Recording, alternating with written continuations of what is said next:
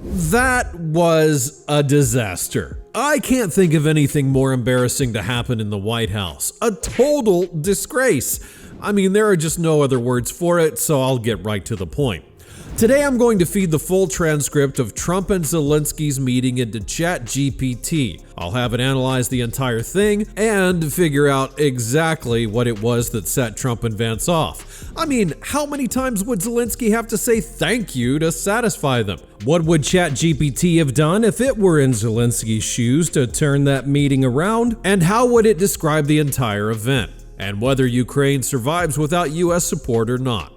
And as always, don't forget to hit that like button and subscribe while you're watching, because it helps more people to find this video and lets me keep on making new ones every single week.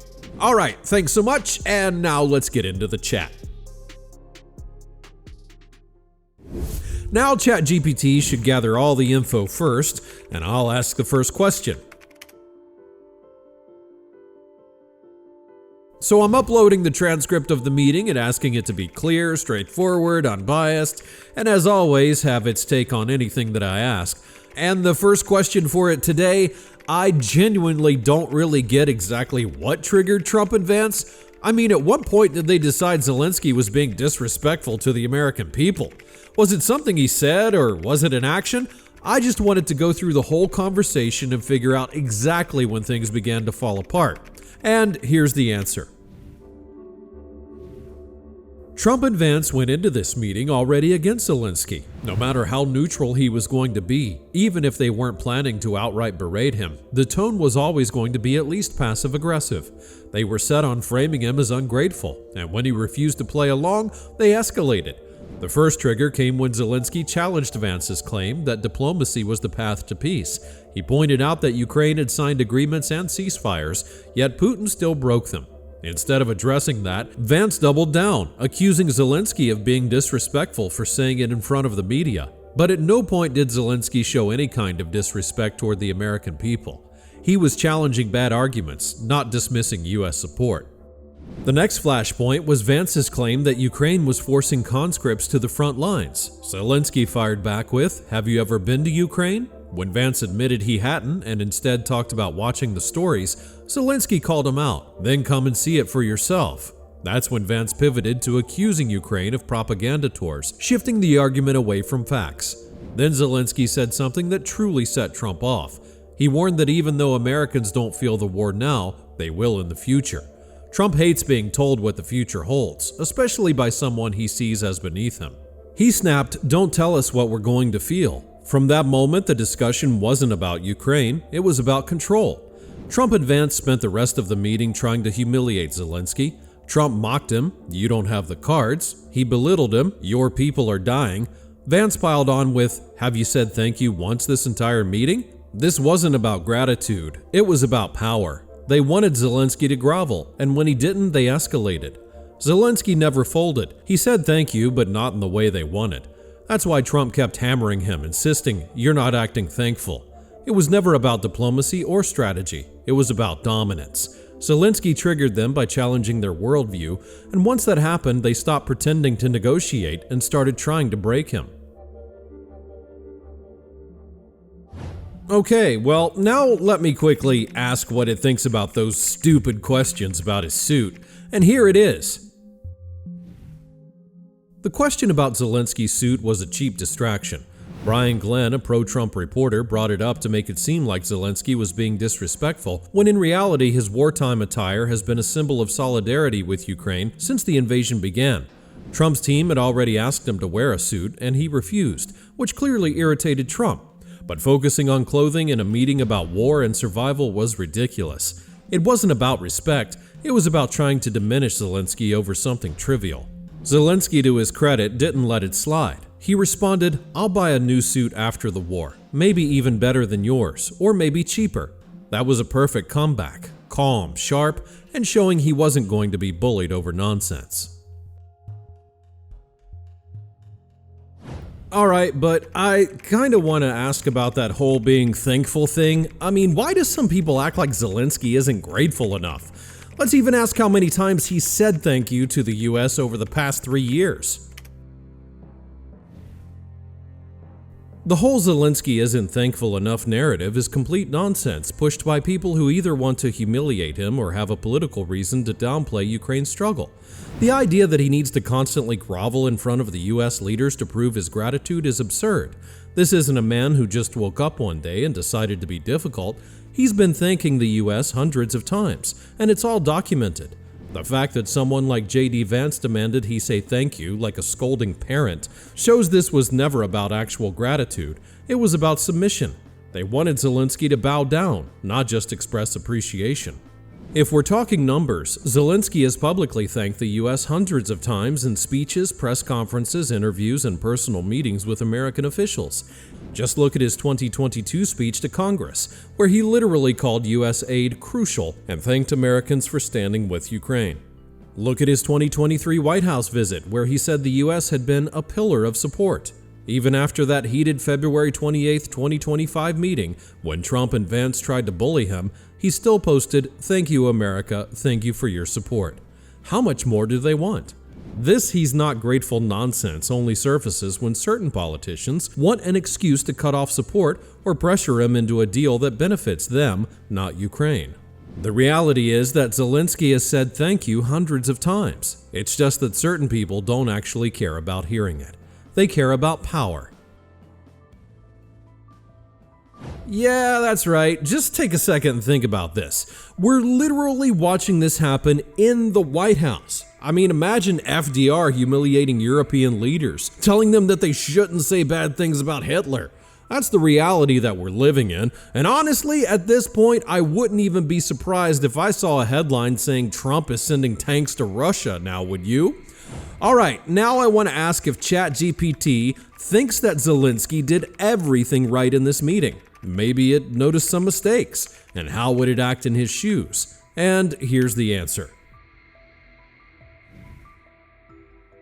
Zelensky was 100% right on the facts, no question. Everything he said about Russia, about past ceasefires, about Putin breaking arguments, it was all the truth. But here's the problem. Trump and Vance didn't want to hear it. They don't want the Russia as the aggressor narrative to persist in the media because it contradicts everything they are trying to sell. And Zelensky walked right into that trap. The biggest mistake? Zelensky pointed out something inconvenient. Russia was still an aggressor during Trump's presidency. Crimea was occupied. Eastern Ukraine was under attack. Ceasefires were being violated. That completely broke Trump's argument. His entire message is built around the idea that Putin only became aggressive after Biden took over. Zelensky publicly disproved this in real time, and there was no way in hell Trump was going to let that stand, especially on live TV. Another big mistake? Zelensky interrupted JD Vance first. He didn't let him finish whatever scripted talking points he was trying to push, and instead immediately turned the conversation to Russian aggression. That was true, of course, but it gave Trump and Vance exactly what they needed to change the subject. The entire discussion shifted from facts to optics. Instead of dealing with reality, they turned it into a conversation about gratitude, something vague and emotional that they could control. And from that point forward, the meeting was no longer about Ukraine. It was about humiliating Zelensky. And here's the brutal reality. Zelensky should have accepted that he was dealing with Trump. Like it or not, Trump was the one in power, and Ukraine was in no position to challenge him openly in front of the US media. This wasn't about fairness or truth, it was about survival, and the lives of Ukrainians were on the table. He could have made his real arguments behind closed doors, but in front of the press, he should have let Trump and Vance run the show. If I were in his position, I wouldn't have interrupted Vance. Let him talk, let him say whatever he was going to say. Then when Trump stepped in, I would have played to his ego as the deal maker. Something like, "Mr. President, we trust your leadership to find the right solution. We know you can make a deal that is strong for America and fair for Ukraine. That's why we are here, to work with you." That's how you stay in control without making them defensive. That's how you keep the conversation about what Ukraine needs, not about how grateful Ukraine should be. Bottom line, Zelensky was right on the facts, but this wasn't the time or place to fight Trump head on. He should have let them talk, let them feel like they were in charge, and kept the door open for real negotiations later. That's the game, and in that meeting he played it wrong. Got it. So ChatGPT thinks that Zelensky should have kept his emotions in check and just nodded along with whatever they said. I don't know, maybe, but let me know in the comments if you agree with ChatGPT or not. Now I'm going to ask how it would describe the whole meeting and whether Ukraine can survive without US support. We're about to find out in just a moment, but first here's a quick reminder to hit that thumbs up if you like these conversations with AI, and subscribe to the channel right now if you haven't yet, because it really helps and it's the best way to support me and keep the content coming. Thanks again, and now let's get back to the chat. So, how would ChatGPT describe that meeting? And here's the answer. That meeting was a disgrace for the United States. Ukraine isn't just an ally, it's a nation fighting to defend democracy against an authoritarian regime, and Trump and Vance knew that. They went in knowing Zelensky couldn't argue with them as an equal because his people depend on the US for weapons, funding, and intelligence. They used that imbalance to humiliate him, turning what should have been a serious discussion about war and security into a power trip. It wasn't about diplomacy or problem solving, it was about making Zelensky submit. The fact that they did this in front of cameras made it even worse. Instead of showing leadership, the US looked small, unreliable, and indifferent to the stakes. The world saw an administration more interested in forcing a desperate ally into a corner than dealing with the actual threat, Russia. And this isn't just about one meeting.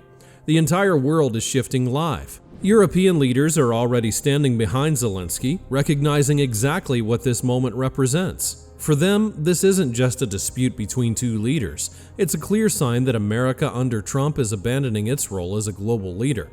They know that if Ukraine falls, the next crisis might land at their doorstep with no US support left to count on. Meanwhile, Russia's openly cheering Trump on. Russian state media spinning the meeting as a defeat for Zelensky and a victory for Putin. This isn't just about Ukraine anymore, it's about the West showing weakness while an adversary watches and gains confidence. What happened in that room didn't just damage US-Ukraine relations, it signaled to the world that alliances, once considered unbreakable, are now starting to fracture. Yeah, that was a total catastrophe. Okay, got it. And for the last question, how does ChatGPT see the situation playing out? And can Ukraine actually survive without the US? Ukraine surviving without the US is highly unlikely. It's not just about losing American weapons, intelligence, and funding. It's about what Trump will do for Russia. If Trump lifts sanctions, starts doing business with Moscow, and allows Russia to stay in this war for another decade, Ukraine's chances shrink even further. Russia, with its massive population and economy reconnected to the world, can keep grinding forward. Meanwhile, Ukraine isn't just short on weapons, it's running out of manpower. Europe supports Ukraine, but when it comes to sending troops, that will never happen. That would trigger a direct NATO-Russia war, something no Western leader is willing to risk, and no amount of financial aid will matter if Ukraine doesn't have enough soldiers to hold the lines. That's the gap no ally can fill. Under Trump, Zelensky will have no good options. The reality is that he will likely have to sign whatever the US puts in front of him, even without security guarantees, because the alternative is worse. If Ukraine refuses, the war doesn't just continue, it gets harder. This kind of deal wouldn't end the war, it would likely only delay a bigger one, but there's still a small chance that Russia won't expand further. If Ukraine takes a bad deal, it might buy itself time. If it refuses, it risks being slowly bled out while Russia rebuilds for an even bigger offensive. The choices aren't fair, but this is the reality Trump is creating.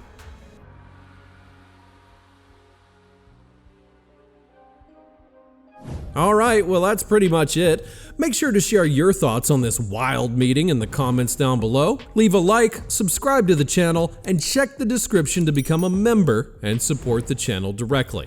And now click on this video where ChatGPT breaks down Trump's foreign policy and all of the chaos happening out there. Thanks for watching, hit that pop-up, and I'll see you over there in just a moment.